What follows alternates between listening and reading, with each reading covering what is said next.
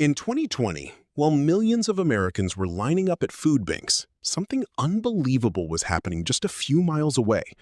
The world's richest people were getting richer, faster than at almost any other time in modern history. Businesses were closing, jobs were disappearing, families were draining their savings just to survive. Yet billionaires added trillions of dollars to their wealth. So how is it possible for the same economy to create financial pain for millions while creating historic fortunes for a tiny few? The answer isn't luck. It isn't hard work alone. And once you see the system behind it, you'll start noticing it everywhere. By the end of this video, you'll understand why wealth doesn't simply flow to the people who work the hardest. It often flows to those who own the right assets at the right time. We'll uncover a hidden cycle involving money creation, asset prices, taxes, and ownership that quietly widens the gap between the rich and everyone else. But before we get there, here's something most people never hear. If you earn $1 million and spend it all, you're no longer wealthy. But if you own $1 million asset that doubles in value while you sleep, you've created wealth without working an extra hour. That difference changes everything. The biggest financial illusion. Most people are taught one simple formula. Go to school, get a good job, work hard, save money. One day, you'll be financially secure. For decades, that advice sounded reasonable. And for many families after World War II, it actually worked. A single income could buy a home. College was affordable. Savings accounts earned meaningful interest. The American dream felt within reach. But quietly, the rules began to change. Today, millions of Americans work longer hours than ever before. Yet many feel like they're running faster just to stay in the same place. Wages have grown. But housing has grown faster. Healthcare has grown faster. Education has grown faster. Even groceries seem to cost more every year. So where did all that extra money go? Here's the surprising part. The biggest gains didn't go to workers. They went to owners. People who owned businesses, stocks, real estate, or other appreciating assets. Over the last few decades, the value of these assets has exploded. Meanwhile, wages have struggled to keep pace with inflation. That's why two neighbors earning similar salaries can end up living completely different financial lives. One rents, the other owns. 20 years later, one has rising housing costs. The other has hundreds of thousands of dollars in home equity.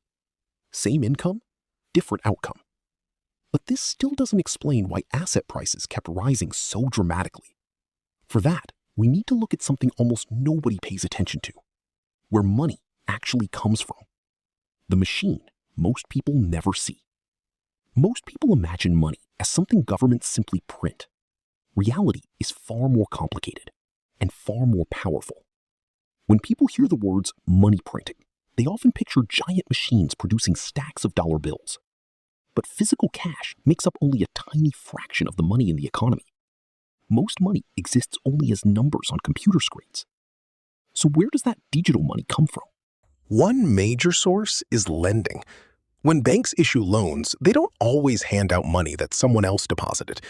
In modern banking systems, new deposits are often created through the lending process itself, expanding the money supply. Think about what happens when someone takes out a $500,000 mortgage. A new loan is created. A new bank deposit appears. And suddenly, there's more purchasing power competing for homes than before. Now imagine this happening millions of times across the country. More money begins chasing a limited number of houses. What usually happens next? Prices rise. The same pattern can happen in other asset markets too. Stocks, commercial real estate, even certain collectibles. Now add another layer. During major economic crises, central banks often lower interest rates and use extraordinary policies to support financial markets and the broader economy. The goal is to prevent a deeper recession. But those policies can also make borrowing cheaper and encourage investors to buy assets. And when demand for assets rises faster than supply, their prices often climb. That's one reason periods of easy money have frequently coincided with strong gains in stock and housing markets. But here's the twist almost nobody talks about. If you already own those assets, rising prices increase your wealth. If you don't, the same rising prices can push those assets even further out of reach.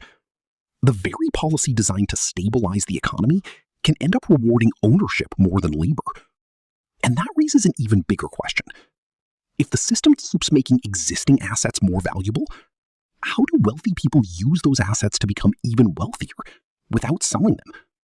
The secret advantage of ownership. That question leads us to one of the biggest financial advantages the wealthy have.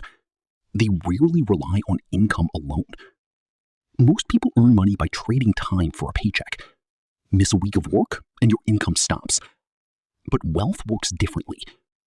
Imagine two people. Sarah earns $120,000 a year as an engineer. Michael owns shares in successful companies and a portfolio of rental properties. Both appear financially comfortable. Then the stock market rises by 20%. Sarah's salary barely changes. Michael's assets could increase in value by hundreds of thousands, or even millions, without him working an extra hour.